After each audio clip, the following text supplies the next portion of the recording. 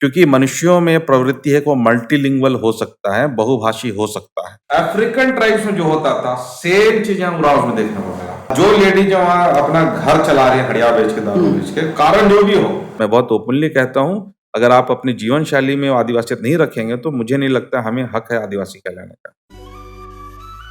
सभी को जोहार। मेरा नाम अमन कच्छप और मैं आप सभी का स्वागत करता हूं हमारे चैनल जोहार पॉडकास्ट में।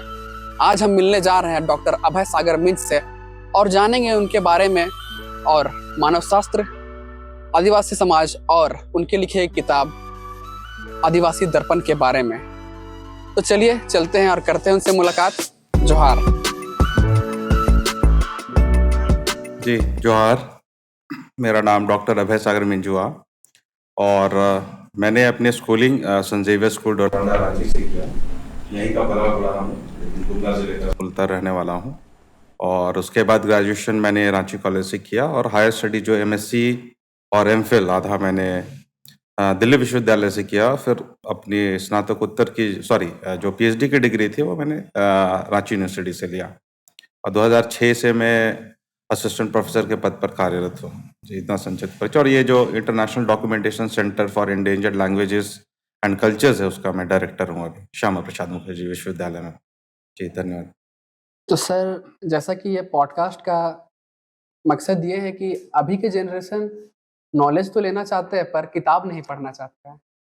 तो अभी के जनरेशन ये है कि सारे वक्त मोबाइल में ही लगे हुए रहते हैं। तो मेरा ये मतलब मैं साइकोलॉजी स्टूडेंट हूँ। तो मेरा मतलब ये मानना है कि अगर नौजवान अगर मोबाइल में ही रहते तो क्यों ना नॉलेज उनको वहीं दिया जाए। तो ये पॉडकास्ट मतलब ये माध्यम है हमारा कि वो नॉलेज उनको प्राप्त किया जाए। मैं बहुत प्रभावित हूँ आपके इस प्रयास से, आपकी टीम के प्रयास से, क्योंकि ये मैंने बहुत पहले से इस चीज़ को ऑब्जर्व किया है और बहुत चिंतित भी रहता था। क्योंकि कोई भी विद्यार्थी, आज का विद्यार्थी खासकर जो हमारे गवर्नमेंट कॉलेजेस के हैं, वो लोग किताबों से दूर हो गए हैं। अपनी किताब में मैंने ये लिखा भी है कि जब आप प्राइमरी स्कूल में रहते हैं, चाहे हाई स्कूल में आते हैं, मैट्रिक करते हैं, इंटरमीडिएट करते हैं, तब तक आप पुस्तकों के भरोसे रहते हैं और पुस्तक लेना अनिवार्य होता है। ग्रेजुएशन आते हैं तो लोग अब इस तरह से हो गया, कोरोना के बाद तो और ज़्यादा बढ़ गया कि आपको मोबाइल में कुछ पीडीएफ मिल जाए या आपको कहीं से कुछ पढ़ने को मिल जाए, लेकिन लोग किताबें नहीं खरीदते, किताबें नहीं पढ़ते हैं। ये एक आप बिल्कुल सही बात कह रहे हैं, ये बहुत चिंतनीय विषय है, क्योंकि किताबों में जो मिलता है, जो ज्ञान आपको मिलता है, वो अन्य किसी माध्यम से संभव नहीं है। लेकिन मुझे लगता है ये जो आप प्रयास करें पॉडकास्ट के माध्यम से, शायद बच्चे इस ओर अगर उनका झुकाव होगा तो निश्चित ही ज्ञान के लिए पढ़ना आवश्यक है और इसके माध्यम से अगर उन्हें ज्ञान मिलता है तो ये बिल्कुल मुझे लगता है बहुत अच्छी बात है। Yes sir. तो सर अब चालू करते हैं हम लोग सर।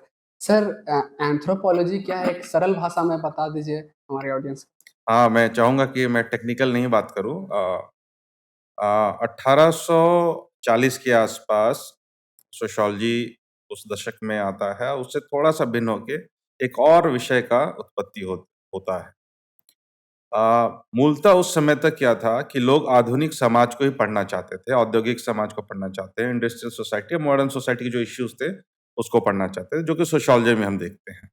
लेकिन उसी समय एक विद्वानों का समूह यह भी था, वो जानता था कि एक और सरल समाज है, जिसको आज हम आदिवासी समाज या जनजातीय समाज कहते हैं। उनकी भी अपनी जीवन शैली थी। पहले वो कभी किसी एक सभ्य समाज के भाग नहीं हुआ करते थे, उनकी गिनती नहीं होती थी कभी। और जब इनके बारे में जानने का प्रयास किया गया, तो पाया गया कि संस्कृति और समाज दोनों ही समृद्ध है। और जब उनका ये अध्ययन विशेष रूप से शुरू होता है, तब मानव शास्त्र का जन्म होता है। तो मानव शास्त्र में शुरुआती दौर पे मूल रूप से हम आदिवासी या जनजातीय समाज के संस्कृति, उनके समाज इत्यादि के बारे में पढ़ते थे। तो मानव शास्त्र का एक तरह से संक्षिप्त परिचय यही हुआ, जो मूल रूप से आदिवासी समाज और संस्कृति का अध्ययन करता हो। सर एंथ्रोपोलॉजी मतलब पढ़ना ज़रूरी क्यों है सर? मुझे लगता है, मैं तो चाहूँगा कि सरकार भी इस ओर विशेष ध्यान दे कि इस विषय को मैट्रिक के स्तर तक भी इंट्रोड्यूस करें। 2-3 चीज़ें हैं। अगर हम झारखंड के संदर्भ में बात करते हैं, तो ये एक आदिवासी बहुल राज्य है और आज के युवा को मैंने जो ऑब्ज़र्व किया है कि वो इतनी तेज़ी से आधुनिकता की ओर जा रहे हैं कि अपने अस्तित्व, अपनी मूल पहचान को छोड़ते जा रहे हैं। और एक समय ऐसा आएगा जब आप ये फ़र्क नहीं कर पाएँगे कि वो आदिवासी या गैर आदिवासी है। अगर आप अभी भी किसी आदिवासी युवा को देखेंगे, तो उसके पहनावे-ओढ़ावे या तो उसके बातचीत करने का तरीका, व्यवहार का तरीका, उसके अंदर जो संस्कृति पनप रही है, उससे आप प्रथम दृष्टया कभी फ़र्क नहीं कर पाएँगे वो आदिवासी है या नहीं। तो मुझे लगता है कि यह बहुत अनिवार्य हो जाता है कि आपको अपनी जो मूल संस्कृति है उसको जानना बहुत आवश्यक है। और जितना हो सके मुझे लगता है मैंने किताब में ली है।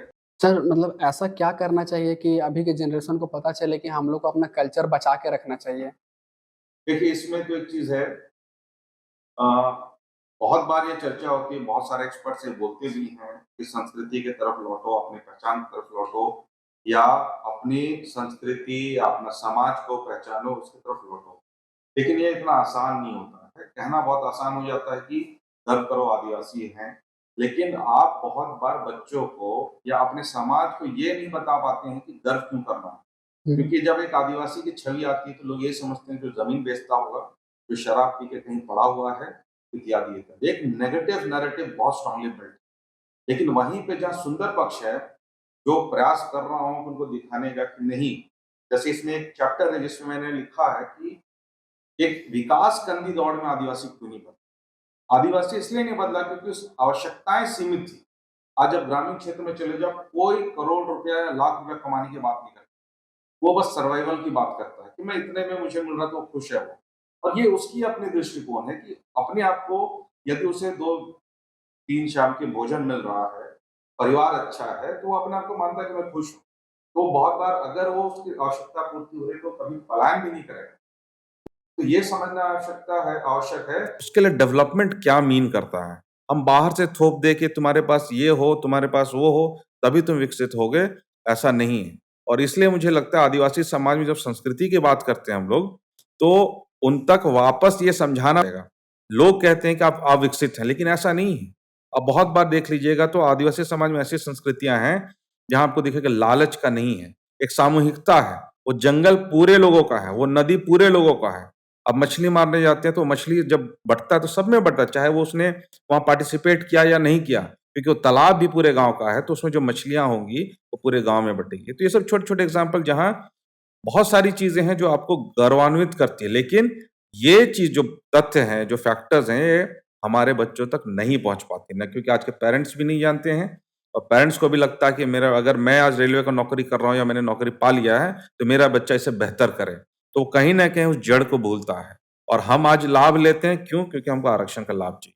तो हमारे नाम के पीछे जो टाइटल लगा है, बस उसी से हम आदिवासी डिफाइंड हैं। मैं बहुत ओपनली कहता हूँ, अगर आप अपनी जीवन शैली में आदिवासियत नहीं रखेंगे, तो मुझे नहीं लगता हमें हक है आदिवासी कहलाने का। सर अभी देखा जाए तो सारी और मतलब इंग्लिश सीखना अगर आप इंग्लिश जानते हो तो आप बहुत नॉलेजेबल पर्सन हो।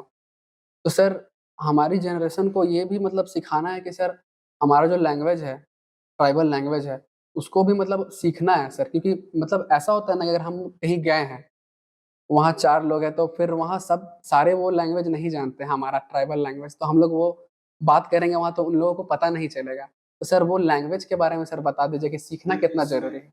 ये इसमें मैंने लिखा भी है और अभी इस पे रिसर्च भी कर रहा किताब भी लिख रहा हूँ कि क्या जो विलुप्त हो रही भाषा है उनको बचाया जा सकता है कि नहीं? Can the vanishing languages be preserved और नॉट? इस पे बड़ा डिबेट भी है, बहुत सारे फैक्टर्स भी हैं। एक अंग्रेजी की बात आती है तो अंग्रेजी को माना जाता है कि ये एक हॉलमार्क है, जो बताता है कि आप इंटेलिजेंट हैं। अगर आप वो भाषा बोल रहे हो, आप क्या बोल रहे हैं मैटर नहीं करता, लेकिन आप अंग्रेजी बोल रहे हैं तो लोग मान के चलते हैं कि आप पढ़े लिखे हो, आप शिक्षित हो या कहीं आपकी इंटेलिजेंस लेवल हायर है। लेकिन मेरा एक ही चीज़ कहना है कि जब आप नागपुरी बोल सकते हैं, जब आप हिंदी बोल सकते हैं और कुछ अंग्रेजी बोल सकते हैं, तो आप अपनी मातृभाषा क्यों नहीं बोल सकते हैं? क्योंकि मनुष्यों में प्रवृत्ति है कि वो मल्टीलिंगुअल हो सकता है, बहुभाषी हो सकता है। मातृभाषा से महत्व इसलिए बढ़ जाता है कि एग्ज़ाम्पल लूँगा, जैसे हम एंथ्रोपोलॉजी जब रिसर्च करते हैं, तो बहुत बार अंग्रेजी शब्दकोश में आपके भाषा का शब्द नहीं मिलेगा। और जिस दिन आप अंग्रेजी शब्द को अडॉप्ट कर लेंगे, तो हो सकता है चाकोड़ का जो महत्व है या महुआ का जो महत्व है या आपके आस-पास जो गाँव में क्षेत्र में जो बेंग साग है, वो बेंग साग आपको अंग्रेजी भाषा में नहीं मिलेगा, लेकिन उसका मेडिसिनल वैल्यू है। आपका बच्चा जिस दिन अंग्रेजी शिफ्ट करेगा, hi dad, hello dad, hi mom, उसके बाद क्या हो जाएगा कि वो बेइंग साख के बारे में कभी नहीं जान पाएगा। अब क्या होता है, जो रिच नॉलेज सिस्टम है, जो एक गांव सर्वाइव किया 5,000 3,000, वो इन्हीं सब छोटे छोटे चीजों के अपनी इन्वायरमेंट से एक्सट्रैक्ट करता है अपनी जीविका के लिए, अपने अस्तित्व के लिए। तो जिस दिन आप भाषा शिफ्ट करेंगे वो नॉलेज जीरो हो जाएगा, और जब वो नॉलेज जीरो होगा तो आने वाले टाइम पे आप भी एक भीड़ का हिस्सा बन जाएंगे, क्योंकि आपका अस्तित्व कुछ नहीं रहेगा, आप भी अंग्रेजी बोलने वाली भीड़ में रह जाएंगे। तो अपनी मातृभाषा बहुत इंपॉर्टेंट है। एक आंद्रे मार्टिनेज है जो फ्रेंच स्कॉलर है, वो कहते हैं कि आप जब अपनी मातृभाषा में बात करते हैं ना, आप में वो इमोशन सबसे ज्यादा दिखाई पड़ती है। तो वो भावनात्मक जब आपको एक्सप्रेशन होता है तो मातृभाषा में बेस्ट होता है। दूसरा ये चीज है कि जब आप मातृभाषा की बात करते हैं तो कहीं ना कहीं आपको एक इमोशनल बॉन्डिंग, इनर फीलिंग, वो जो स्ट्रांग आता है अर्ज कि नहीं ये मेरा अपना है, तो वो चीज भी अगर जब आप मातृभाषा त्यागेंगे तो वो आप विलुप्त हो जाएगा। सर अभी देखा जाता है कि गवर्नमेंट स्कूल में तो ट्राइबल लैंग्वेज सिखाया जाता है, और मैंने देखा है अभी कुछ स्कूलों में कि इंग्लिश मीडियम में कि वहाँ भी मतलब दूसरे भाषा तो सिखाया जाता है, जैसे बंगाली हो गया, मराठी हो गया, पर हमारे जो झारखंड का जो लैंग्वेज है, झारखंड में रह के वो लैंग्वेज सिखाया नहीं जाता सर। नहीं, अब चेंज बदलाव आ रही हैं, और बहुत सारे ऐसे प्राइवेट स्कूल्स भी हैं जैसे कुडुख और इंग्लिश, उनमें एक माध्यम है अध्ययन करने का। अभी कुछ दिन पहले मैं लोहरदगा के एक रिसर्च के लिए गया था, तो वहाँ मिला था बहुत अच्छा स्कूल है, छोटा प्रयास है, बीके इंडिजिनस स्कूल करके है। और एक आपका लूर डिप्पा है जो गुमला के डुमरी वाले क्षेत्र में है, वहाँ भी मैंने देखा कि माध्यम आप अंग्रेजी या कुडुख में बात करेंगे। शायद हिंदी को भी उन्होंने प्रेफरेंस रखा है, लेकिन जब भी आप कोई संवाद करेंगे तो वो गणित भी पढ़ा रहे थे तो कुडुख में पढ़ा रहे थे। तो ये प्रयास चल रहा है, मुझे लगता है थोड़ा समय लगेगा ये जानने का, क्योंकि बहुत बार क्या होता है कि हमारी जो लोकल भाषाएं हैं उनमें रोजगार नहीं है। Yes. और बहुत प्रयास होने के पश्चात भी क्या होता है, आप घर में लाख समझा दीजिए, आप लाख कॉन्फ्रेंस कर लीजिए, लाख किताब लिख लीजिए, अगर इसको आप प्रैक्टिस में नहीं लाएंगे ये नहीं बचने वाला है। होता क्या है, मंच पे या अभी जिस पॉडकास्ट में मैं भी बड़ी बातें कर रहा हूँ, लेकिन मुझे गर्व है कि मैं अपने बच्चों को सिखाने का प्रयास कर रहा हूँ। तो उसमें भी एक चैलेंज आता है कि मैं अपने बच्चों से सिखा, लेकिन आप अपने बच्चों को नहीं सिखाएंगे तो मेरा बच्चा किससे बात करेगा, क्योंकि वो तो घूमेगा अपने दोस्तों के साथ में। आप लोग 4 अगर डिफरेंट ट्राइबल ग्रुप से हैं, डिफरेंट समाज से हैं, तो आपके कॉमन लैंग्वेज बोलना अनिवार्य हो जाता है। तो ये सब फैक्टर्स है जो भाषा को मारेंगी, लेकिन आपको समझना है कि आप अपनी माँ का कितना सम्मान करते हैं।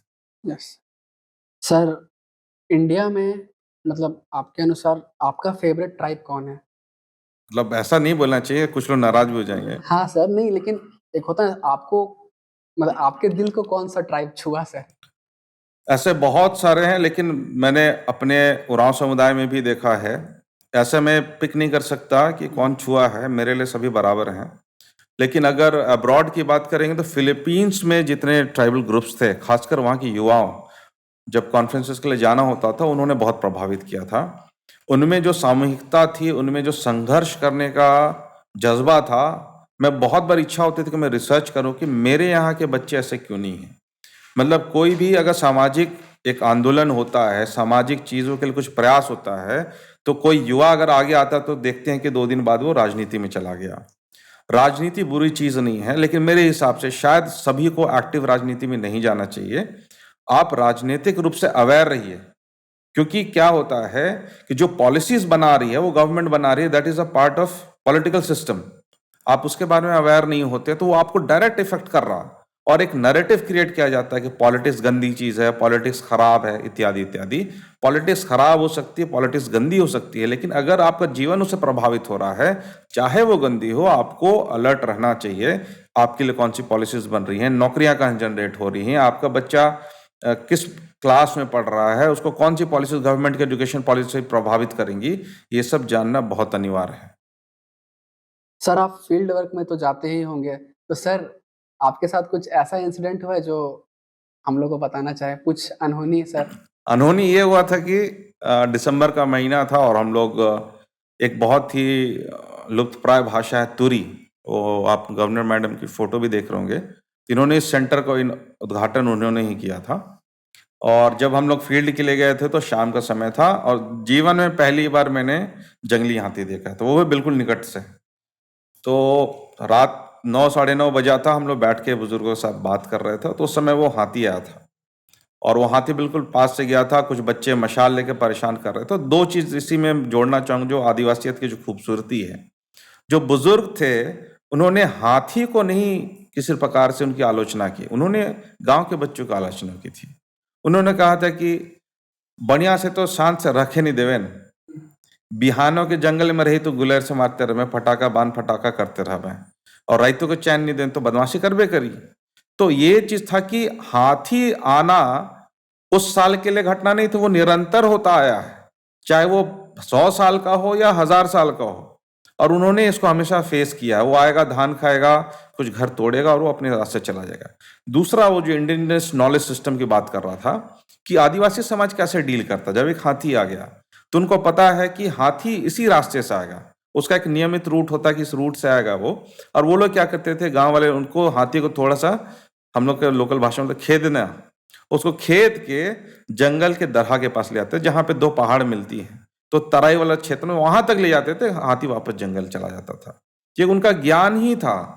हमारे मुझे नहीं पता था कि हाथी आ गया, तो हम लोग डर रहे थे कि शायद हमारे साथ तो अनहोनी घटना हो जाएगी, लेकिन उन्होंने बोला नहीं, ये बट से जाए और ये बट से जंगल घुर जाए, वो बट से खाली सुझाव का दरकार है। और वो वैसे ही हुआ, हाथी चला गया वापस। सर, आपको क्या अच्छा लगता है एंथ्रोपोलॉजी के बारे में? नहीं, सब चीज, मतलब इस विषय में जब दिल्ली विश्वविद्यालय गए थे तो मानव शास्त्र में आदिवासियों के बारे में पढ़ाई होती है, तो लोग किताबों में पढ़ते थे कि उरांव ऐसा होता है और मुंडा ऐसा होता था। तो उस 2003 में जब मैं और डॉक्टर मीनाक्षी मुंडा गए थे, तो लोग हमें देखने आते थे कि देखो देखो ये उरांव है, ये मुंडा। तो हमारे फिजिकल फीचर्स भी लोग देखते थे, स्किन कलर, नाक की बनावट इत्यादि इत्यादि। तो उस समय बड़ा अचंभित लगता था कि आज भी लोगों के मन में धारणा है कि आदिवासी मतलब तभी तक आदिवासी जब जंगल में वो पत्ता पहन के घूम रहा है। लोग ये नहीं स्वीकार कर पाते बहुत बार कि हर समाज जो विकासशील है, तो उसमें आदिवासी समाज में भी परिवर्तन हो सकता है। वो परिवर्तन धीमी गति से हो, लेकिन ये उसमें है। उस समय जब पढ़ने लगे अपने बारे में, तब ये रिलेट करने लगे कि शायद मैं भी अपने बारे में या अपने समाज के बारे में 90% नहीं जानता हूं। तब ये बड़ा अट्रैक्टिव हुआ कि मैं अपने बारे में समझूंगा, मैं अपने बारे में लिखूंगा। क्योंकि जब मैंने 2004 के बाद, क्योंकि उस समय रांची से दिल्ली गया था, तो वहाँ लाइब्रेरी सिस्टम बहुत तगड़ा था, पुस्तकालय बहुत बड़ा था और तमाम पुस्तकों का संकलन था। तो शुरू से पढ़ने की आदत थी। जब मैं पढ़ने लगा तो लगा कि मैक्सिमम लोगों ने, हो सकता है उन्होंने अच्छा लिखा हो, लेकिन मैक्सिमम लोगों ने जो गैर आदिवासी थे उन्होंने हमारे बारे में लिखा। और ऐसे बहुत सारे मुझे वहाँ पे कुछ ऐसे इंसिडेंट्स या डिस्क्रिप्शन मिला जो हमारे समाज से मेल के नहीं खाता था। लेकिन चूंकि हमारे पास लिखित ग्रंथ नहीं था, हमारे पास एंथ्रोपोलॉजिस्ट कम थे, या जो थे उन्होंने शायद विरोध दर्ज नहीं किया, बहुत सारी ऐसी त्रुटियां थी जिससे मुझे लगा कि नहीं, मुझे अपने समाज के बारे में लिखना चाहिए। कोई और मुझे क्यों बार बार बताता है कि तुम क्या हो, मैं खुद लिखूंगा कि मैं कौन हूं या मेरा समाज कौन है। तो एंथ्रोपोलॉजी मेरे लिए बहुत, मुझे लगता है हृदय के बहुत निकट है। और मुझे लगता है इस विषय इसलिए मैं कहता हूं कि स्कूल लेवल में भी अवश्य होना चाहिए, क्योंकि ये बच्चों के दृष्टिकोण को बदलेगा। और एक इंपॉर्टेंट बात यही है, उसमें एक कॉन्सेप्ट है कल्चरल रिलेटिविज्म का, बोलते हैं सांस्कृतिक सापेक्षता। उसमें यह माना जाता है कि किसी भी समाज की संस्कृति अच्छी या बुरी नहीं होती है, वो उसके यहाँ उसके लिए काम होती है। जैसे हड़िया का सेवन, हमारे यहाँ कहते हैं कि आदिवासी हड़िया पीता है, एक हेय के दृश्य से देखते हैं। लेकिन हमारे यहाँ कैश इकोनॉमी नहीं थी। जब खेती होता था, मदद किया जाता था, उसमें शाम को वो हड़िया ही एक था जो सोशल बॉन्डिंग का काम करता था, वो थकान दूर करने का काम करता। तो हमारे लिए वो हड़िया was a kind of social bank, जहां हम अपने रिश्तों को बना के रखते थे कि आज हम आपके खेत में किए हैं, और कल पूरा गांव उनके खेत में जाएगा, कल पूरा गांव उनके खेत में जाएगा। तो एक अलग अलग कॉन्सेप्ट है। एक व्यक्ति जो हड़िया नहीं पीता दूसरे समाज से देखता है, तो उसको लगता है कि इसमें क्या आज हड़िया पे रिसर्च हो रहा है, बहुत बड़े बड़े रिसर्च हो रहे हैं, लोग कह रहे हैं कि इससे बढ़िया मेडिसिनल ड्रिंक नहीं हो सकता। ये भी एक दृष्टिकोण है। लेकिन हाँ, ये समझाना, लेकिन अति सेवन भी मुझे लगता है खराब है और हमारे समाज में है। उसको भी मैं ओपनली कहता हूँ कि जब आप इसका अत्यधिक सेवन करते हैं, जहां पर घर बिखरा, जमीन बिखरा, तो वो बुरी चीज है। सर, एक इंसिडेंट बताना चाहूँगा। एक एक फीमेल आई थी लंदन से, वो इंडियन ही थी। वो वहाँ पढ़ाई करने गई थी, तो उनका टॉपिक था ट्राइबल्स के बारे में ही। ट्राइबल्स के बारे में, उनका जो नृत्य कला है, उनके बारे में। तो वो जब यहाँ झारखंड आई, फिर मतलब इधर-उधर घूम रहे थे, तो वो उनका मुलाकात मेरे से हुआ। शायद इन्होंने शायद नंबर दिया होगा मेरा। तो फिर वो जब मेरे से मिली तो फिर वो पूछने लगे मेरे को कि आप वो जो झूमर डांस करते हैं आप लोग, या फिर जो आप लोग छौ डांस करते हैं, वो मतलब वो सीखते कैसे हैं? उसका तो कुछ रिटन फॉर्मेट नहीं है। जैसे अगर आप कोई भी डांस को देखा जाए, तो जैसे हिप हॉप ही देखा जाए, तो उसका एक कोई भी आप स्टेप करिएगा तो उसका लिखा हुआ है, हाँ, ये स्टेप का ये नाम है। पर हमारा जो ट्राइबल डांस है उसका सर नहीं लिखा हुआ नहीं है। है, लिखित है। जितने भी डांस फॉर्म्स है वो लिखित हैं। और मेरे ख्याल से उनको इस बारे में ज़्यादा कंसर्न होना चाहिए कि आदिवासी समाज ही ऐसा है जहाँ देखिएगा सामूहिकता में नृत्य होता है, स्त्री और पुरुष की बराबर भागीदारी होती है। अन्य समाज में देखिएगा स्त्री कहीं और छिटक के डांस कर रही है, पुरुष कहीं और छिटक के डांस कर रहा है। ये सामूहिकता ही है।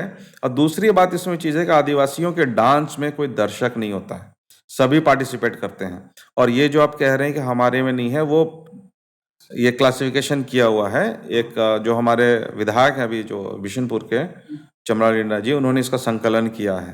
मेरे ख्याल से आप संपर्क करें तो डांस फॉर्म पूरा दिखाएं, वो उनके पास है। मेरे ख्याल 40 या 46 प्रकार का डांस प्रकार बस उरांव में उन्होंने उसको किया है। जी। सर अब नेक्स्ट इवोल्यूशन क्या हो सकता है हम लोग का? मतलब आदिवासी। हाँ, आदिवासी समाज के, क्योंकि अभी देखा जाए तो हम लोग मॉडर्नाइज़ होते जा रहे हैं धीरे-धीरे। और सर आप ब्लैक पैंथर मूवी देखे हैं? ब्लैक पैंथर, पिंक पैंथर शायद है नहीं, उसका। ब्लैक पैंथर, उसमें क्या है कि वो अपने कल्चर को भी लेके चल रहे हैं और साथ ही साथ मॉडर्नाइज़ भी होते जा रहे हैं। अच्छा। तो सर क्या वैसा हो सकता है हम लोग? एकदम संभव है। आप साउथ ईस्ट एशिया के जितने भी कंट्रीज देख लें, Philippines, Malaysia, Indonesia, Thailand, Cambodia, इन पांचों कंट्रीज में मैंने जो ऑब्जर्व किया था कि बहुत से लोग, जैसे इंडोनेशिया में उन्होंने मुस्लिम धर्म अपना लिया क्योंकि वहाँ राष्ट्रीय धर्म मुस्लिम है। आप फिलीपींस चले जाइए, वहाँ क्रिश्चियनिटी है। आप इंडिया में नॉर्थ ईस्ट चले जाए, उनका क्रिश्चियनिटी है। लेकिन उन्होंने पैरेलल में अपने पुरखों को पूजना बंद नहीं किया, प्रकृति को पूजना बंद नहीं किया। ये मैं नहीं कह सकता कि किसी को धर्म परिवर्तन करना चाहिए कि नहीं चाहिए, लेकिन एक सरना धर्म को मानने वाला होने के नाते मुझे लगता है कि उन लोगों ने उसको पैरेलल सरवाइव किया है। तो आप अपनी भाषा के साथ अंग्रेजी भी सीख सकते हैं, अपनी संस्कृति को भी महत्व देते हुए दूसरे की संस्कृति भी सीख सकते हैं। क्योंकि आज का युग जो है, आप मात्र गांव में नहीं रहते हैं जिसमें आपका उसी गांव के संस्कृति इत्यादि को आप अपनाएंगे तो आपका काम चल जाएगा। अब आप कहीं बाहर निकल गए हैं, ये अब पूरा विश्व एक गांव है, तो आपको उसकी संस्कृति, उसके cultural values, economic values, political ideas सबको अपनाना ही पड़ेगा। लेकिन मुझे लगता है दोनों आप पैरेलल रख सकते हैं। आपको इंपॉर्टेंस देना है कि आप अपनी पहचान को कितना महत्व देते हैं। आप एज अ आलोक जानना चाहते हैं या किसी और के नाम से जानना चाहते हैं, ये चॉइस तो हमारी युवाओं का है। और ये मेरे पॉडकास्ट में भाषण या अभिव्यक्ति से नहीं बदलेगा जब तक आपके अंदर से ये आग नहीं आएगी। सर अब हम लोग जानना चाहेंगे आपकी किताब के बारे में सर। काफ़ी देर से हम लोग वेट कर रहे थे इसके बारे में।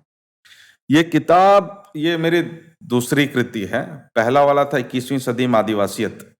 और इस पुस्तक में क्या है कि अगर आप देखेंगे तो मैंने स्टार्टिंग ही किया है कि क्यों लिखना चाहिए आदिवासी को।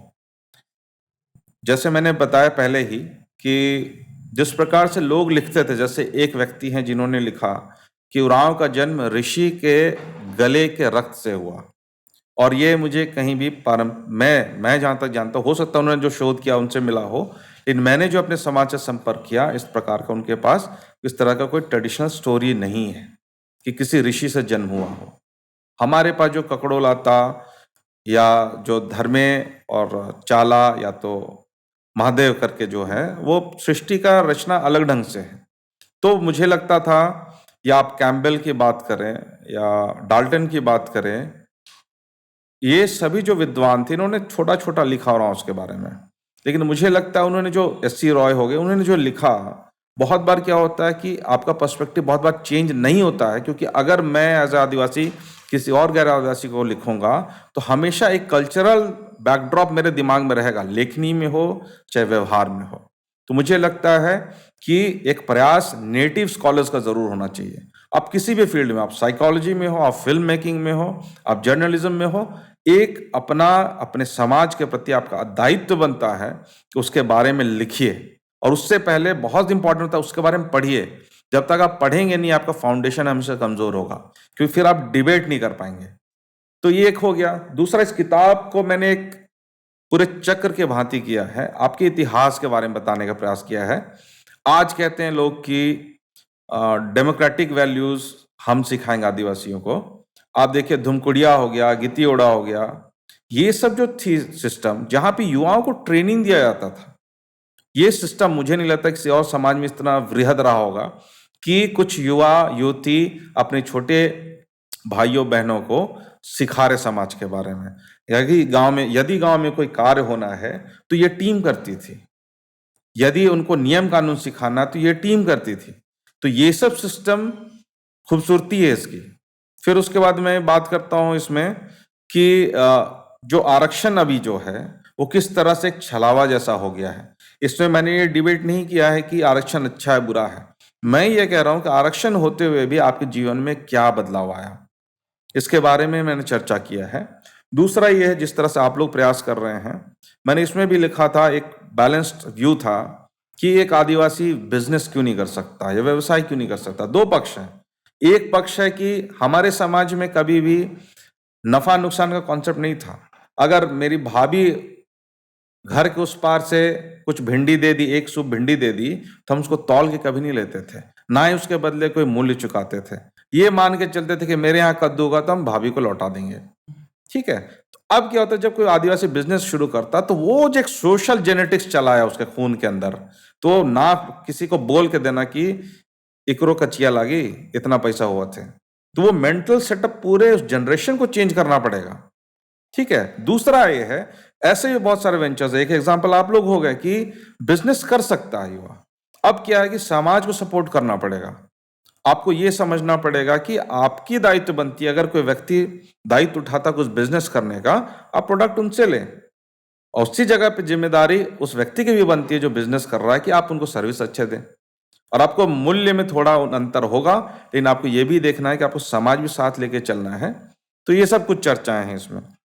और मुझे एक जो चैप्टर बहुत अच्छा लगा था, जो लास्ट में मैंने लिखा है कि आदिवासी युवाओं को सीखना पड़ेगा आदिवासियत और आधुनिकता में संतुलन बनाना। क्योंकि आप अगर आदिवासियत को बस पकड़े रहिएगा तो निश्चित ही आप पिछड़िएगा, और अगर आप बस आधुनिकता को पकड़े रहिएगा तो आपका अपना अस्तित्व खो जाएगा, एक भीड़ में आप शामिल हो जाएंगे। उसके बाद महिलाओं के बारे में भी थी चर्चा कि क्यों नहीं मिलता उनको समान अधिकार है, लेकिन एक ही जगह के चैलेंजिंग आता है, जहां पे मैंने बोला कि जमीन को लेके, है ना, कि उसको जमीन में हिस्सा क्यों नहीं मिलता है। तो जमीन का हिस्सा इसलिए क्योंकि वो अचल संपत्ति है, चल नहीं सकता। मैंने उसका अपनी छोटी बहन का विवाह कहीं और कर दिया तो वहां से खेती करने नहीं आएगी, उसको वहीं उस ससुराल में उसको समान अधिकार मिलता है, उस भूमि पे उसको उतना ही अधिकार मिलता है, खेती वो कर सकती है, उससे अपना जीविका चला सकती है। यदि किसी कारण उसका हस्बैंड चला भी जाता है तब भी उस जमीन में उसका अधिकार है। तो ये कहना कि मुझे पैतृक संपत्ति में ही मिले, ये मुझे लगता है थोड़ा न्याय संगत नहीं होगा, क्योंकि उस गांव की पूरी जो संरचना है धराशायी हो जाएगी अगर बेटी को उसमें हक मिले। क्योंकि वो खेती करनी है तो निश्चित ही होगा कि शायद वो उसको बेचना चाहेगी या दामाद बेचना चाहेगा। तो ये सामाजिक संरचना को, इसमें मैंने और एक डिफेंड किया है कि यदि कोई व्यक्ति व्यक्तिगत संपत्ति बनाता है उसमें बेटी अधिकार लेना चाहिए तो कोई दिक्कत नहीं है। वो रांची में अगर पिता ने संपत्ति बनाया है नौकरी करने का पश्चात बेटी को अधिकार मिलता तो लेना चाहिए, लेकिन पैतृक संपत्ति में गांव की संरचना को ध्यान में रखना पड़ेगा, गांव की संस्कृति को जिस तरह से वो चलता है उसको ध्यान देना आवश्यक हो जाता है इसलिए। और तो ये एक और इम्पोर्टेंट चैप्टर मुझे जो लगा था कि शिक्षा को लेके, कि आज आप देखेंगे माता पिता ग्रेजुएशन के बाद बच्चों को बड़ा चिंतित होते हैं कि अब नौकरी ढूंढो, या नौकरी के प्रति थोड़ा, रोजगार के प्रति, कमाने के प्रति थोड़ा सीरियस हो जाओ। ये सबसे महत्वपूर्ण बात है। मैंने ये कंपैरेटिव स्टडी किया, रिसर्च किया था कि अन्य समाज में आप देखिएगा कि लोग क्या करते हैं ना, बच्चे वो अच्छा परफॉर्म कर रहे होते हैं, वो शुरू से है। तो उसमें मैंने एक चीज बड़ा नोटिस किया था, इसलिए हेमंत सर को मैंने चिट्ठी भी लिखी थी चीज, और शायद ये चिट्ठी लिखने के पहले ही ये निश्चित हो गया था जो मॉडल स्कूल्स आए हैं।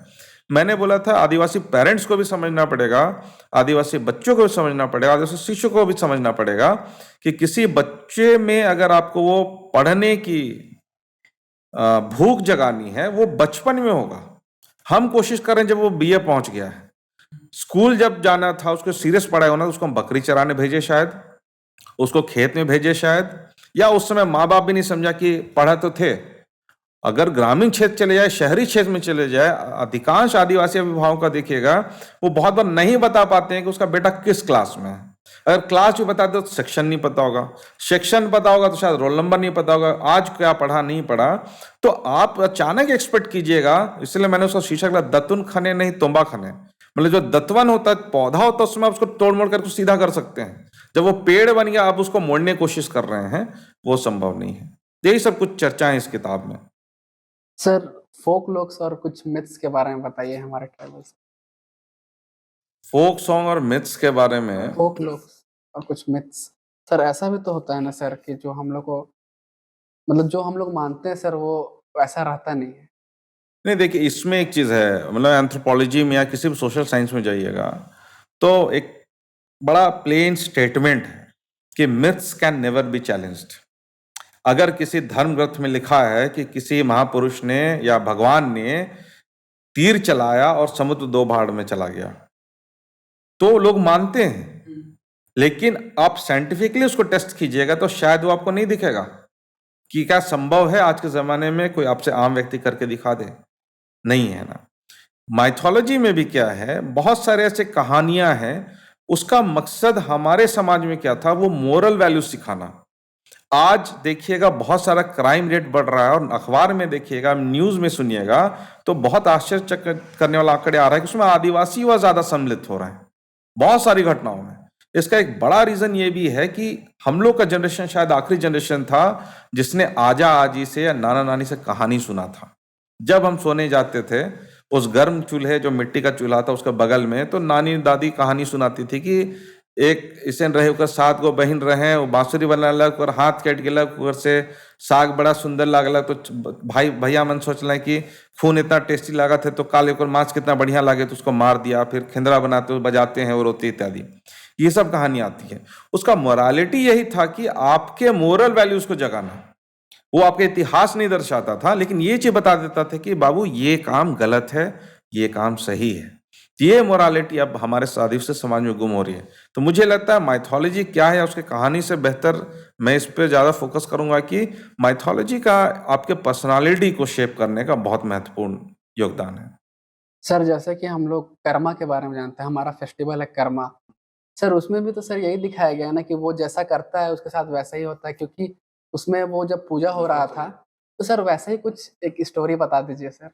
नहीं, एक तो बता दिया तो काफी लंबा जाएगा, ये शॉर्ट में बता दिए हैं कि अभी जो रिपीट किए वही कि ये जो 7 भाई बहन थे, उनके बारे में जो घटना होती है, तो वो एक उसको रोचक बना के प्रस्तुत करने का प्रयास किया जाता है कि ऐसा ऐसा घटना हुआ था, और अल्टीमेटली वो वही बताते हैं कि जो बुरा किया उसके साथ बुरा हुआ, जो अच्छा किया उसके साथ अच्छा हुआ। एक मोरालिटी बिल्ड करने का बस प्रयास होता है। कर्म वाला में भी कहानी में देखिएगा तो उसी प्रकार का एक कहानी है, लेकिन मेरे ख्याल से उससे ज्यादा इंपॉर्टेंट हो जाता है कि वो कर्म में जो प्रक्रिया होती है, ये कर्म का डाली ही क्यों यूज करते हैं, इन सब के बारे में समाज को बताना आवश्यक है, बताना ज्यादा जरूरी है। जनरली हम लोग देखते हैं कि कोई वृक्ष जो होता है, दिन में जब सूर्य की रोशनी पड़ती है तो ऑक्सीजन देता है, रात में कार्बन डाइऑक्साइड छोड़ता है। कर्म वाला जो पेड़ है वो 24 घंटा ऑक्सीजन देता है, सेम पीपल के तरह है। तो हमारे समाज में भी एक कहीं ना कहीं उनको समझ थी कि ये ऐसा बहुमूल्य वृक्ष है जो 24 घंटा ऑक्सीजन देता है, उसका पूजा पाठ करना शुरू हुआ। तो ये सब चीज मतलब मुझे लगता है माइथोलॉजी को एक साइंटिफिक ढंग से एक्सप्लेन करने का प्रयास होना चाहिए। वो एक नेक्स्ट किताब में मैं यही लिख रहा हूँ कि किस प्रकार से आदिवासी समाज जो था बहुत साइंटिफिक था, उसी के बारे में चर्चा कर रहा हूँ। और दूसरा यही चीज है कि बहुत बार आप जंगल घूमिएगा तो बहुत चीज जंगल को देख के पहचान जाइएगा। बांस का फूल हुआ तो लोग बोलेगा सूखा आने वाला है। एक पर्टिकुलर चिड़िया ढेचुआ दिख गया तो लगेगा कि नहीं, अब बारिश होने का है। जब पतिंगा उड़ रहा है तो आप समझ गए कि अब बादल आएगा और बारिश होगी। चींटी ऊपर जा रहा है अंडा लेके, आप समझ गए इतनी बारिश होगी कि चींटी को एहसास हो गया, क्योंकि उनके पास एक सेंस होता है, एनिमल इंस्टिंक्ट।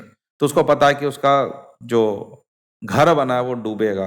तो ये सब कुछ इंडिकेशंस है, उस पर हम लोग रिसर्च कर रहे हैं। आप मछली मारने जाइएगा, शहर के बच्चों को बोलिए वो नहीं मार पाएगा, गाँव को देखिएगा तो वो जाके बता देगा यहाँ मछली मिलने वाला है।